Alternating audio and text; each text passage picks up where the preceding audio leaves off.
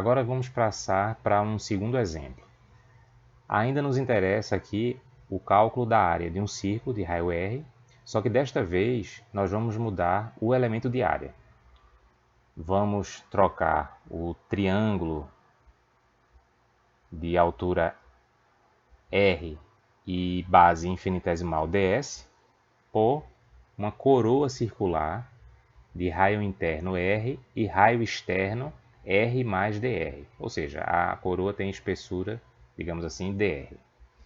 Curiosamente, uma vantagem aparente desse procedimento é que, embora no final o resultado seja o mesmo, claro, é que dá para preencher um círculo perfeitamente com coroas circulares.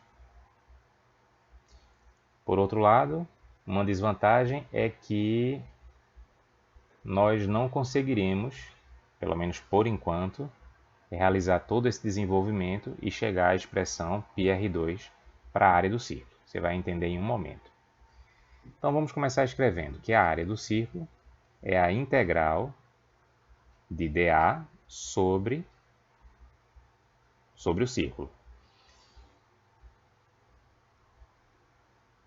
E esse dA é o elemento de área de uma coroa circular de raio interno R e espessura dr. Por isso que é uma área infinitesimal, porque a espessura é dr. Uma forma de enxergar ou de obter esta área é, uma vez que essa coroa ela é muito fininha, certo? Claro, trata-se de uma espessura infinitesimal, nós podemos imaginar cortando e abrindo isso aqui como se fosse uma fita. Aí com isso, ó, deixa eu mostrar aqui. Com isso, a gente vai obter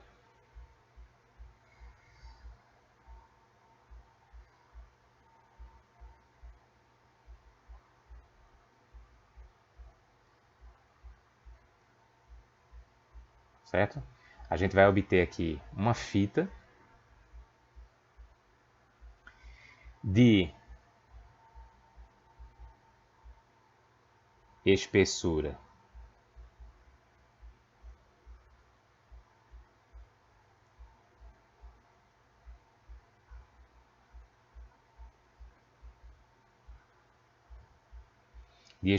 dr e de comprimento 2πr.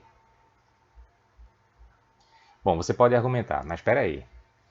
A coroa circular, ela tem uma circunferência interna de comprimento 2πr e uma circunferência externa de comprimento 2πr mais dr, que é o raio externo. Sim, mas como dr é algo infinitesimal, é uma quantidade infinitesimal, a diferença entre o comprimento da circunferência externa e o comprimento da circunferência interna é desprezível. Então já aí existe aquela ideia do conceito de limite, certo? Nós estamos tomando o limite em que a espessura da coroa tende a zero e o número de coroas usadas para preencher o círculo tende a infinito. Então, pensando isso aqui como algo muito fininho aqui, certo? Essa espessura muito pequena, nós podemos então imaginar esse corte sendo feito. Nós abrimos essa coroa circular, obtemos um retângulo de base 2πr e altura dr. Tá? Então nós temos dA é 2πr dr. Segue que a área do círculo é a integral sobre o círculo de dA, que é 2πr dr. 2π é constante, ele pode ser posto em evidência. E aqui nós vamos substituir essa expressão aqui, círculo, pelos valores extremos de R. O R vai variar de quanto a quanto nesse processo? O Rzinho vai variar de 0 a Rzão. Então nós lemos que a área do círculo é 2π vezes a integral de R dr de 0 a Rzão. 0 e Rzão são chamados de limites. 0 e Rzão são eles determinam a faixa de variação do Rzinho, certo? O Rzinho varia de 0 a Rzão nesse processo.